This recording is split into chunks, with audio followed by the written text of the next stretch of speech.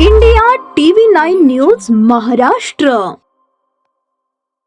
दिनांक 19 मार्च 2026 रोजी सहाय्यक पोलीस निरीक्षक सोळुंखे, पोलीस उपनिरीक्षक गीते हे पोलीस स्टाफसह उपजिल्हा रुग्णालय नळदुर्ग ते तुळजापूरकडे जाणाऱ्या रोडवर नाकाबंदी व कॉम्बिंग ऑपरेशन करत असताना पोलीस पथकास एक संशयास्पद कार क्रमांक MH12GV1517 दिसून आल्याने त्यास थांबण्याचा इशारा केला असता ती पळून जात असताना पोलीस पथकाने सदर गाडीचा पाठलाग केला. दरम्यान गाडीतील एका इसमाने रोडच्या कडेला एक बॅग फेकून दिल्याने पथकाने सदर बॅगची तपासणी केली असता बॅगमध्ये 10 प्लास्टिकच्या पिशव्यांमध्ये हिरवट काळपट अवस्थेतील हशीम ऑइल सदृश अंमली पदार्थ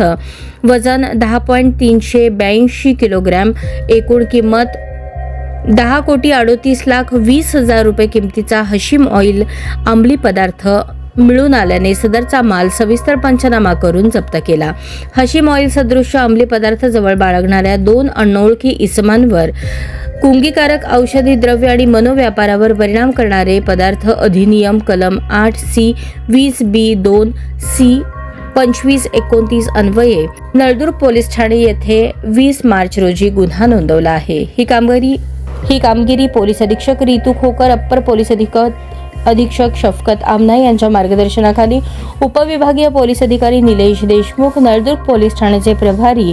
सहाय्यक पोलीस निरीक्षक मेघना, सहाय्यक पोलीस निरीक्षक सोळुंखे, RN कांगुडे, पोलीस उपनिरीक्षक गीते यांच्यासह नळदुर्ग पोलीस ठाण्याच्या पोलीस पथकाने केली.